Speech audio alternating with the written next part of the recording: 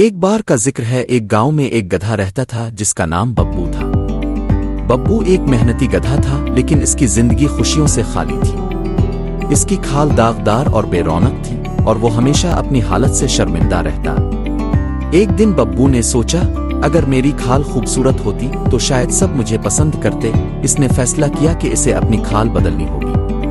وہ گاؤں کے بزرگ جانوروں سے مشورہ کرنے نکلا، لیکن سب نے اسے یہی کہا کہ تم جیسے ہو ویسے ہی رہو۔ پھر ایک دن ببو کی ملاقات ایک چالاک لومڑی سے ہوئی۔ لومڑی نے گدھے کی حالت دیکھی اور اس سے پوچھا، کیوں ببو، تم اتنے اداس کیوں ہو؟ ببو نے اپنی کہانی سنائی اور کہا، میری کھال بہت بھدی ہے، میں چاہتا ہوں کہ میں بھی خوبصورت بن جاؤں۔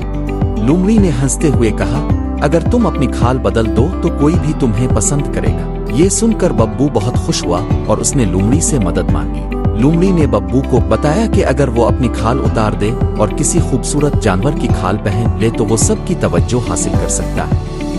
ببو نے سوچا، یہ تو زبردست ہے، میں اب اپنی کھال اتار دیتا ہوں۔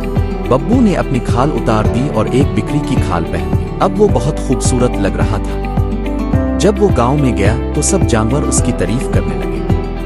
ببو کو بہت خوشی محسوس ہوئی، لیکن جلد ہی ببو کو پتا چلا کہ بکری کی کھال پہننے سے کچھ مسائل ہیں۔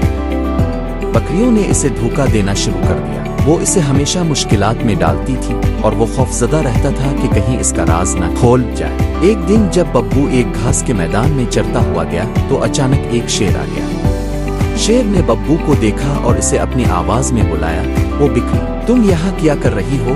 ببو نے خوف سے جواب دیا، میں بکری نہیں ہوں، میں گدھا ہوں۔ لیکن شیر نے اس کی بات نہیں مانی۔ ببو نے سوچا کہ اب وہ کبھی بکری کی شکل میں نہیں رہ سکتا۔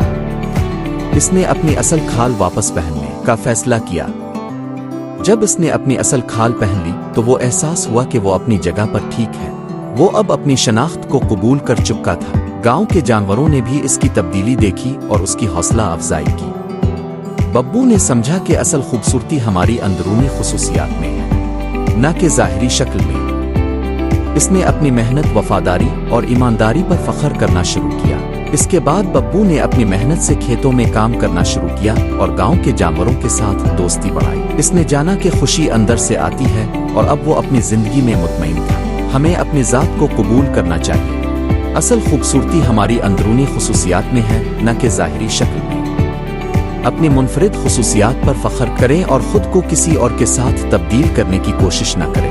یہ کہانی اس بات کی عکاسی کرتی ہے کہ ہر کسی کی اپنی خصوصیات ہوتی ہیں جو انہیں منفرد بناتی ہے۔ کیا ہم بھی ببو کی طرح اپنی شناخت تو نہیں چھپا رہے؟ کمنٹ باکس میں ضرور بتائیں۔ اب اپنے ابراہیم بھائی کو دے اجازت۔ لائک، کمنٹ، شیئر، سبسکرائب کرنا نہ بھولنا۔ اللہ حافظ۔